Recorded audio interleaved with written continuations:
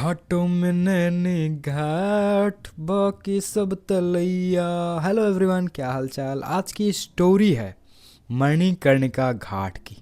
शुरू में इंट्रो तो काफ़ी बढ़िया था, लेकिन अब यहाँ पे भूतों की बात होगी, चुड़ैलों की बात होगी। और बेसिकली बातों से याद आया, मेरे रूम में पूरा अंधेरा है। बस सामने वाली रिंग लाइट मैंने ऑन कर रखी है और एक रेड लाइट ऑन कर रखी है। पूरा भूतिया माहौल मैंने बना रखा है रात के समय में। डर तो मुझे वैसे ऑलरेडी लग रहा है, लेकिन कोई बात नहीं। मुझे डर किसी से नहीं लगता सिवाय व्यूज़ से। चलिए इस कहानी को स्टार्ट करते हैं। बेसिकली कहानी है मणिकर्णिका घाट की, जैसे आपको थंबनेल में और हमारे टाइटल में दिख ही गया होगा। तो आज की कहानी है बेसिकली रोहन नाम के लड़के की। अब रोहन के बारे में थोड़ा जान लेते हैं। रोहन बेसिकली एक ऐसा बंदा होता है जिसे नई चीज़ों को एक्सप्लोर करने में, नई जगह पर जाने में, नई चीज़ों को देखने में वो काफ़ी फोटोग्राफी वाला बंदा होता है। मतलब उसके पास कैमरा हमेशा मिलेगा ही मिलेगा, 24 घंटे। मतलब लाइटिंग करने जाता बात अलग है, लेकिन कैमरा उसके पास हमेशा रहता ही है।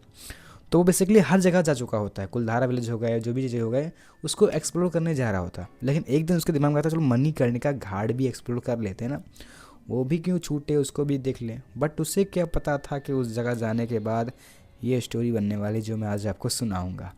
बेसिकली वो सोचता है कि चलो ठीक है, मणिकर्णिका घाट तो ठीक है, लेकिन दिन में भाई मज़ा नहीं आएगा, वाइब नहीं आएगी। जो मैं फ़ोटोज़ रात के समय जो फुटेज में कैप्चर करूँगा, वो रात जो उसका मज़ा अलग ही है। दिन में तो भाई क्या करना, फ़ोटो शूट करना, रात में तो कुछ अलग ही मज़ा होगा।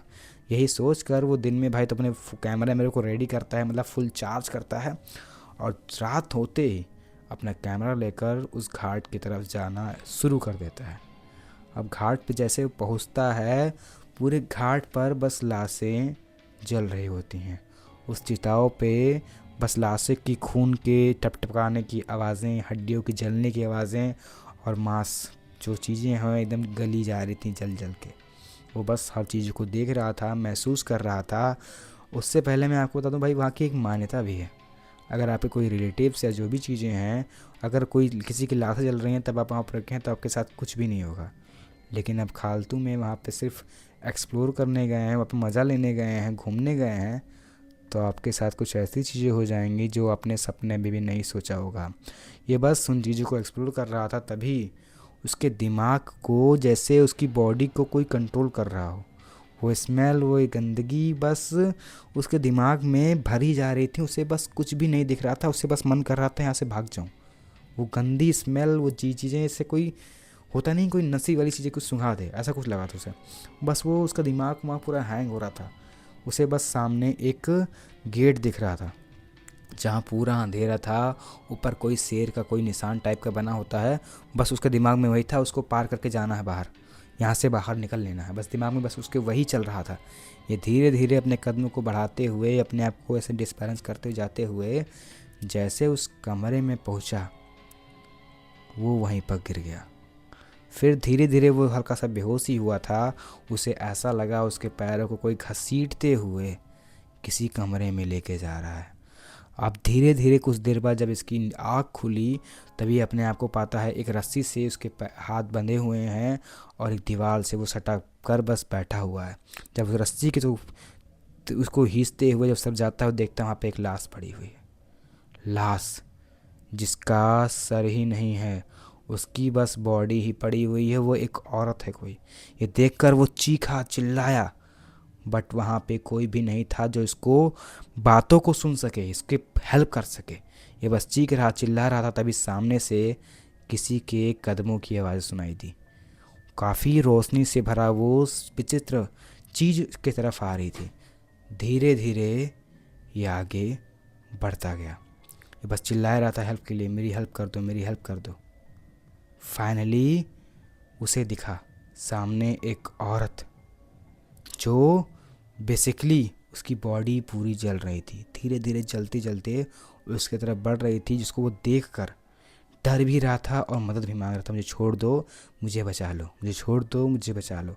ये औरत धीरे धीरे उसकी तरफ आ ही रही थी कि धीरे धीरे वो इतनी जल रही थी कि जलते समय उसके सामने से ही जलकर पूरा भस्म हो जाती है। तभी पीछे से एक तांत्रिक निकल के बाहर आता है, जिसका चेहरा इतना डरावना होता है कि उसको देखकर ये चिल्ला उठता है और चिल्लाते हुए बोलता है, मुझे माफ़ कर दो, मुझे छोड़ दो।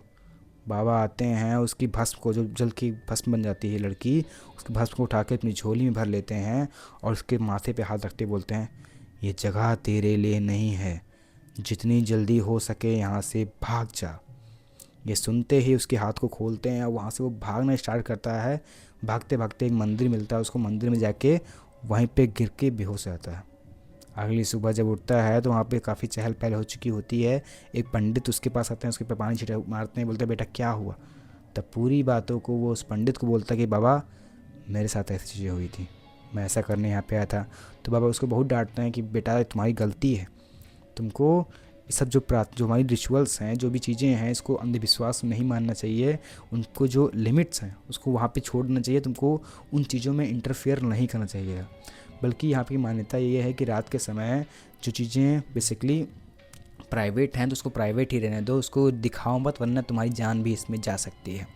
तो गाइज़ ये थी स्टोरी जो बेसिकली हमारे एक सब्सक्राइबर के साथ हुई थी।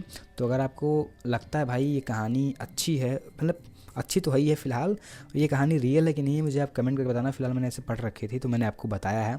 और आपके पास कोई ऐसी स्टोरीज़ है तो मुझे आप इंस्टाग्राम पे भेज सकते हैं या फिर ईमेल कर सकते हैं।